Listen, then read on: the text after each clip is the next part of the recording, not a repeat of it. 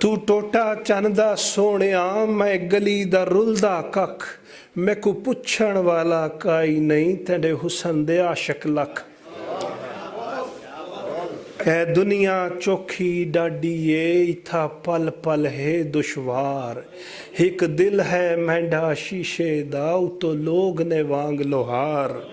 Monday खोटे सिक्के rule rule के एक रोज खरे हो वैसण तू मिलियो मेकू जिस दिन मंडे बख्त हरे हो वैसण एक सिक्खी इश्क सहीफे चो मैं 100 गल्लां दी गल पई दुनिया लख तकलीफां दे रख किबला यार दे वल।